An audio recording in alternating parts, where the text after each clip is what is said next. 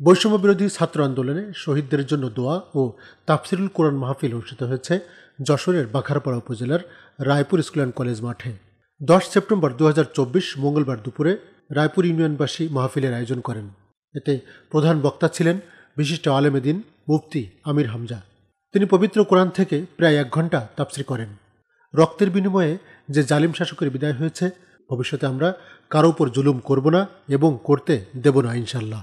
যে অবস্থা আমরা দেখতে পাচ্ছি, কোরআনে কারিমের দিকে মানুষের ঝোঁক যেভাবে বেড়ে গেছে, ওয়ারাআইতান নাসা ইয়াদখুলুনা ফি দীনিল্লাহি আফওয়াজা।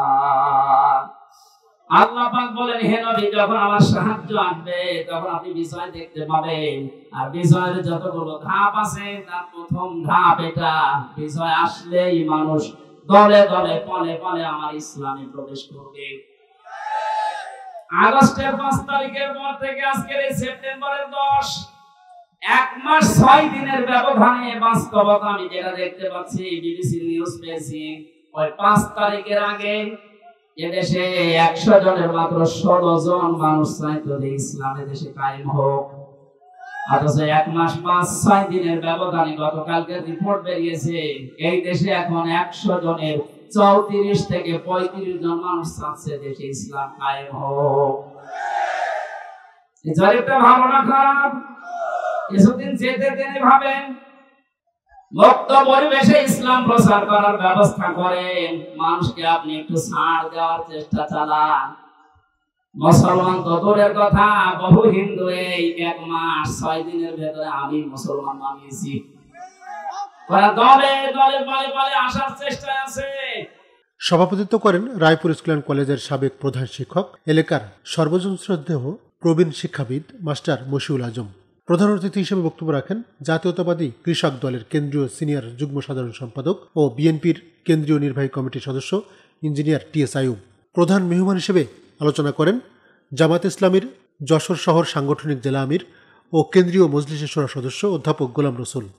বিশেষ অতিথি ছিলেন ঢাকা মহানগরী দক্ষিণ জামাতের সহকারী সেক্রেটারি অধ্যাপক ডক্টর আব্দুল মান্নান। বক্তারা বলেন, 2024-এর জুলাই-আগস্ট মাস বাংলাদেশের মানুষের জন্য ঐতিহাসিক ক্ষণ। ছাত্র জনতার তীব্র গণ আন্দোলন এবং তাদের রক্তের উপর দিয়ে দীর্ঘদিনের স্বৈরশাসকের পতন হয়েছে, যার ফলে আমরা আজ মুক্ত পরিবেশে সভা সমাবেশ এবং তাফসির মাহফিল করতে পারছি।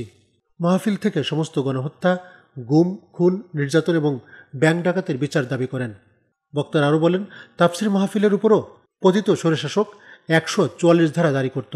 গত 17 বছর তারা মানুষকে মুক্তভাবে কথা বলতে দেয় নাই। গণ অভ্যুত্থানের মুখে তারা দেশ ছেড়ে পালিয়েছে। ফ্যাসিবাদের বিদায় হয়েছে, উন্মুক্তভাবে কথা বলার পরিবেশ তৈরি হয়েছে। এ সময় তারা অর্জিত বিজয় ধরে রাখার আহ্বান জানান।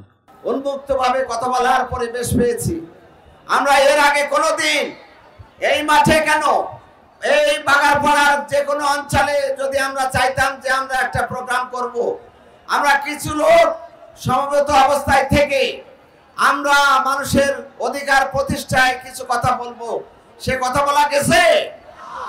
বিগত 15 বছর ধরে এই কোরআনের মাহফিল বন্ধ করে দেওয়ার জন্য 144 ধারা জারি করত। 144 ধারা পরে বিভিন্ন হইচই, বোমাবাজি, হরতাল, অবরোধ করে সেখানে সেই বোমাগুলো বন্ধ করে দেওয়া হতো। যারা এভাবে বন্ধ করেছে, সে যে দল হোক, তারাই হচ্ছে তাগুতি শক্তি। এই রায়পুর স্কুল মাঠেও তাফসিরুল কোরআন মাহফিলের ব্যবস্থা করা হয়েছিল, সেখানে 144 জারি করা হয়েছিল। সেটা জানেন তো আপনারা? জানেন? আল্লাহ তাআলা বলছেন, তোমাদের জীবনের জন্য রাসূল সাল্লাল্লাহু আলাইহি ওয়াসাল্লামের জীবনই তোমাদের আদর্শ। কাজেই রাসূল যাদের আদর্শ হয়, তারা কার্ল মার্কস, লেনিন, মাও সেতুংকে আদর্শ মানতে পারে না।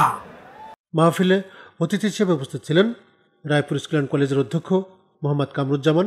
উপস্থিত ছিলেন বাঘারপাড়া উপজেলা বিএনপির আহ্বায়ক মোহাম্মদ শামসুর রহমান, উপজেলা জামাতের আমির রফিকুল ইসলাম, বাঘারপাড়া থানার অফিসার ইনচার্জ মোহাম্মদ রকিবুজ্জামান, সাবেক উপজেলা চেয়ারম্যান মশিয়ার রহমান, আবু তাহের সিদ্দিকী, ব্যাংকার ডক্টর মেজবাউদ্দিন, অধ্যাপক আমিনুল ইসলাম ফারুক, গোলাম ইয়াহিয়া সহ স্থানীয় গণ্যমান্য ব্যক্তিবর্গ।